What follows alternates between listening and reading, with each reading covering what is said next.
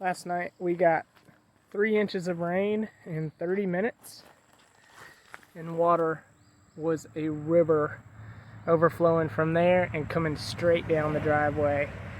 And then from here, it dipped in to the property that's on most of the videos, and I'll start showing you some of the damage. Water was flowing down the driveway. You can see where it was eroding. It exposed the crossing pipe, and over here it deposited about a couple of inches of gravel. Another thing I'm considering is this swale was not fully designed. The freeboard height, so the berm basically wasn't tall enough, but it just made it if it would have kept raining just a little bit more, this would have overflowed and got destroyed somewhere. But the water that was in this swale was just the catchment area that was on this side of the driveway. And then this is a hill, this is kind of the top point, and it goes downhill.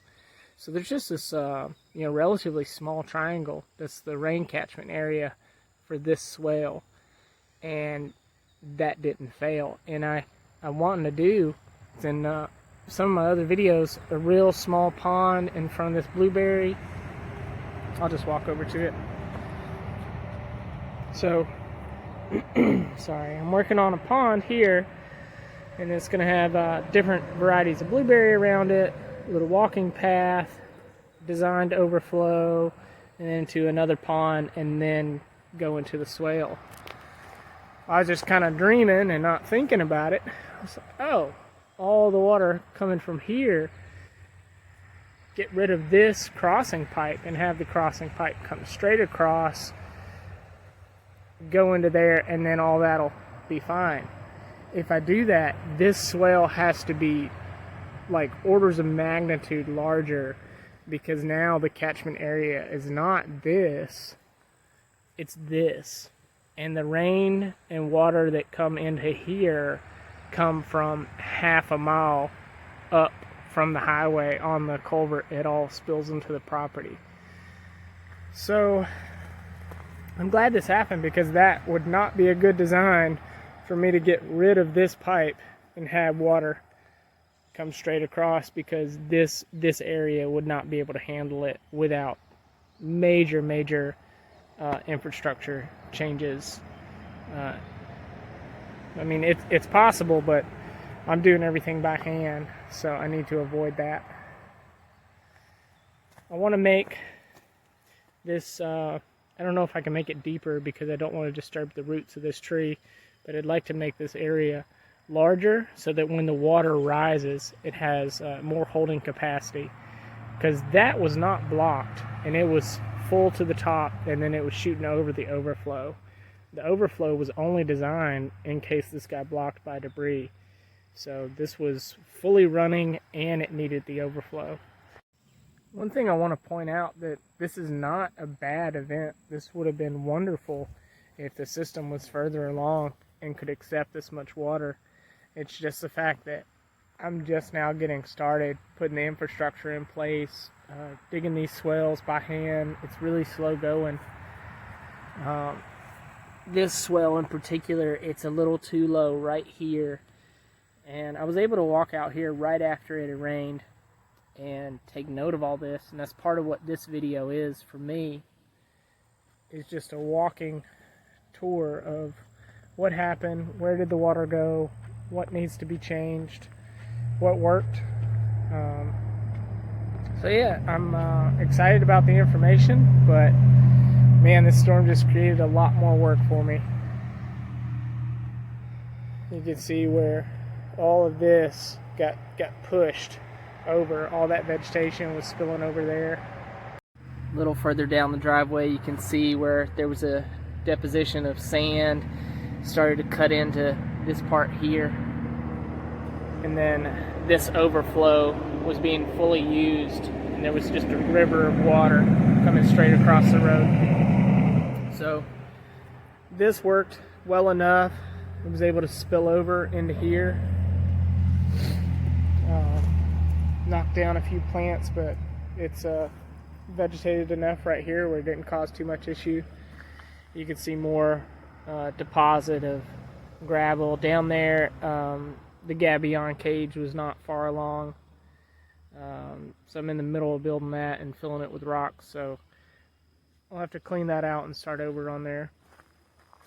But here, the berm that I had built, it worked okay. It needs to be a little taller. Got too close for comfort. It almost came over and then spilled over into this area where it used to wash out. So I was happy to see that the water wasn't rushing down here, and that can start getting a break and filling back in with vegetation.